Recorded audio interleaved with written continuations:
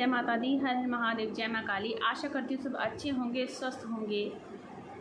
जितने भी सदस्य माँ के इस प्यारे परिवार से जुड़े हैं सभी के लिए मेरी माँ से यही प्रार्थना है कि सभी लोग स्वस्थ रहें और खुश रहें, संपन्न रहें। पिछली वीडियो में मैंने माँ काली के बारे में कुछ चीज़ें बताई थी, कुछ बातें बताई थी पूजा पाठ से संबंधित और शक्ति से संबंधित, भोग से संबंधित। और इस वीडियो में भी मैं माँ काली के ही बारे में बात करूंगी, क्योंकि कई सवाल मेरे पास ऐसे आते हैं कि माँ को किस प्रकार का भोग देना चाहिए, माँ को क्या तामसिक भोग चढ़ाने से ही माँ प्रसन्न होती है या हम सात्विक भोग भी दे सकते हैं। तो उसी विषय में कुछ जानकारी मैं आपको देने का प्रयास करूँगी और आशा करती हूँ कि आप लोगों के समझ में भी आएगा, क्योंकि मैं अच्छे से आपको समझाने की कोशिश करूँगी कि किस तरीके से, क्योंकि मेरी जो ये वीडियो है इसको आप अगर ध्यान से सुनेंगे तो आपको हर चीज़ के बारे में पॉइंट टू पॉइंट पता चल जाएगा कि क्या चीज़ किस प्रकार से करनी आवश्यक होती है। देखिए, तंत्र मंत्र तो दुनिया में बहुत हैं और जहाँ पे माँ काली का नाम आ जाता है वहाँ पर तंत्र का, उग्र स्वरूप का और तामसिक भोग का आभास पहले ही हो जाता है कि माँ काली का जब नाम आता है तो लोगों के मस्तिष्क पर ये धारणा छपी है कि माँ काली जो है वो तामसिक भोग ग्रहण करती है, उग्र स्वरूप वाली देवी है और श्याम वर्ण वाली देवी है और क्रोधित देवी है। इस प्रकार से लोग परिभाषित करते हैं माँ काली को।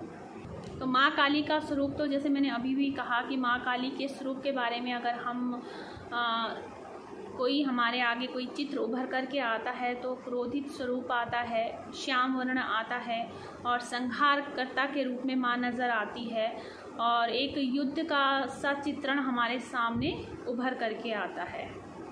ठीक है, तो माँ काली का स्वरूप अक्सर हमें ऐसा ही नज़र आता है उन लोगों को ज़्यादातर जो माँ काली से रूबरू नहीं हो पाए हैं, माँ काली को समझने का प्रयास जिन्होंने नहीं किया है, उनकी बात मैं कर रही हूँ। और दूसरा आता है माँ काली का अवतार। तो अवतार जो है माँ काली का अवतार जो लिया माँ ने, वो सभी को पता है। जिन्होंने ग्रंथ पढ़े होंगे उन्हें पता है, और जिन्होंने ग्रंथ नहीं भी पढ़े हैं तो सप्तशती तो पढ़ी ही होगी। जो माँ के भक्त हैं, माँ की पूजा करते हैं, उन्होंने सप्तशती तो पढ़ी ही होगी, दुर्गा सप्तशती। तो उसमें वर्णित किया गया है माँ दुर्गे ने माँ काली का अवतार किस वजह से लिया है। माँ दुर्गे का ही स्वरूप है, माँ काली भी माँ दुर्गे का ही स्वरूप है। तो माँ दुर्गे ने माँ काली का अवतार धारण क्यों किया? तो राक्षसों के संहार के लिए माँ ने अपना काली रूप धारण किया और फिर जब राक्षसों का संहार किया तो उनको मारने के बाद, राक्षसों से मेरा अर्थ है पाप का संहार किया, क्योंकि माँ पाप का नाश करने के लिए ही माँ ने काली अवतार लिया था। फिर आता है तंत्र। तो तंत्र से संबंधित है कि माँ काली की पूजा कुछ लोग इसलिए भी करते हैं कि वो तांत्रिक चीज़ें सीखना चाहते हैं, तंत्र प्रयोग करना चाहते हैं। अब तंत्र जो होता है वो गलत ही नहीं होता है, वो सही के लिए भी किया जाता है। गलत के लिए तंत्र प्रयोग केवल पापी लोग करते हैं जो दूसरों का बुरा चाहते हैं, लेकिन तंत्र का प्रयोग अच्छे के लिए भी किया जाता है। तंत्र को केवल उन लोगों ने बदनाम कर रखा है जो केवल किसी का बुरा करने के लिए तंत्र का प्रयोग करते हैं, वरना तंत्र जो है, तंत्र की जो रचना की गई थी वो रचना जन कल्याण के लिए की गई थी। कुछ चीज़ों को जो बिगड़ चुकी हैं उन्हें सुधारने के लिए की गई थी, लेकिन इसका गलत हाथों में जब ये चीज़ गई तो उसका गलत प्रयोग किया गया। तो इस वजह से थोड़ा सा तंत्र बदनाम सा है। तंत्र क्रिया को लोग गलत तरीके से ही देखते हैं, लेकिन तंत्र हमेशा गलत ही नहीं होता है, सही के लिए भी किया जाता है। अब माँ काली क्या है? माँ काली रक्तपान करती है, माँ काली तामसिक भोग लेती है। ज़्यादातर लोगों के जहन में यही बातें हैं कि माँ काली रक्तपान करती है और माँ काली तामसिक भोग लेती है। और माँ काली की पूजा तभी सार्थक कही जाती है जब हम माँ को बलि दें, रक्तपान करवाएं, मदिरा चढ़ाएं या तामसिक भोग दें, लेकिन ये सर्वदा सत्य नहीं है। ये कार्य वो लोग करते हैं जो माँ को शक्ति रूप में पाना चाहते हैं। हाँ, वो लोग तामसिक भोग भी देते हैं और माँ को अपना रक्त भी चढ़ाते हैं, बलि भी देते हैं। वो लोग हैं माँ को शक्ति रूप में प्राप्त करना चाहते हैं। लेकिन मेरा कहना यही है सभी से कि माँ को माँ के रूप में प्राप्त करें। केवल माँ के रूप में प्राप्त करें।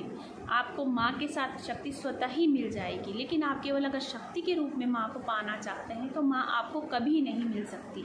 आपको शक्ति ही मिलेगी, और शक्ति ऐसी मिलेगी जो केवल आपके भोग पर ही चलेगी। आप भोग दोगे तब वो आपकी है, वरना वो आपकी नहीं है, आपके खिलाफ भी हो सकती है। लेकिन माँ कभी आपके खिलाफ नहीं हो सकती, और माँ के पास अथाह शक्ति होती है। तो माँ काली को केवल माँ के रूप में ही आप प्राप्त करने का प्रयास करें। अब माँ काली को केवल क्या रक्त ही दिया जा सकता है या तामसिक भोग ही दिया जा सकता है? नहीं, माँ को आप सात्विक भोग चढ़ाइए। अंतर सिर्फ इतना है कि तामसिक भोग अगर आप चढ़ाते हैं तो आपको कोई मेहनत नहीं करनी पड़ती है, लेकिन इस चीज़ की कोई गारंटी नहीं है कि माँ हमेशा आपके पास ही रहेगी। लेकिन अगर आप सात्विक भोग माँ को चढ़ाते हैं तो माँ आपकी ही बनकर रहेगी, क्योंकि माँ को जब आप सात्विक भोग चढ़ाएंगे तो आपको मेहनत ज़्यादा करनी पड़ेगी, क्योंकि सात्विक भोग उतना एकदम से त्वरित फल प्रदान नहीं करते हैं जितना कि तामसिक भोग करते हैं। लेकिन तामसिक भोग से अच्छा है सात्विक भोग। आप धीरे धीरे माँ को अपने करीब पा सकते हैं। माँ काली को अगर आपने प्रसन्न करना है तो आप सिर्फ माँ को अपने भाव समर्पित कीजिए, और वो भाव होंगे आपकी पूजा के। अंतर सिर्फ इतना है कि जब आप सात्विक भोग माँ को देते हैं तो आपको मेहनत थोड़ा ज़्यादा करनी होती है। वो मेहनत होती है आपके भाव की, पूजा की, साधना की, और आपके समर्पण की।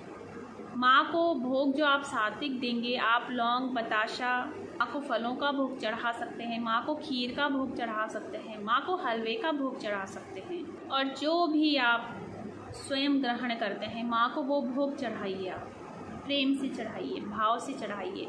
आपने आज तक तामसिक भोग दिया भी है, मैं मानती हूँ, लेकिन आप उस तामसिक भोग को भी सात्विक भोग में परिवर्तित कर सकते हैं। लेकिन उसको परिवर्तन करने से पहले, मान लो आप कई समय से आप माँ को तामसिक भोग दिए जा रहे हैं, अब आप चाहते हैं कि माँ को सात्विक भोग दें, तो सबसे पहले आपको तामसिक भोग बंद नहीं करना होगा। आपको सबसे पहले माँ को माँ मान करके पूजना प्रारंभ करना होगा, शक्ति के रूप में नहीं। माँ को माँ मान करके अपने भाव समर्पित कीजिए, माँ को अपने प्रेम से प्रसन्न कीजिए, अपनी सेवा भक्ति से प्रसन्न कीजिए, और थोड़ा थोड़ा धीरे धीरे करके आप भोग को परिवर्तन करना शुरू कर दीजिए। लेकिन सबसे पहले माँ से आपको प्रार्थना करनी होगी। उसके बाद आप धीरे धीरे माँ को कभी हलवे का भोग लगाइए, कभी चने का भोग लगाइए, पूरियों का भोग लगाइए, खीर का भोग लगाइए, फलों का भोग लगाइए, मिठाई का भोग लगाइए, लौंग बताशे का भोग लगाइए, पान का भोग लगाइए। इस तरीके से आप धीरे धीरे माँ का भोग आप परिवर्तन कर सकते हैं।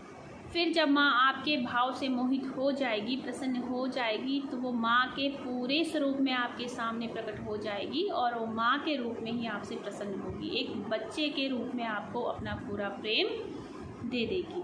तो इस प्रकार से आप तामसिक से सात्विक भोग पर भी माँ को लेकर के आ सकते हैं।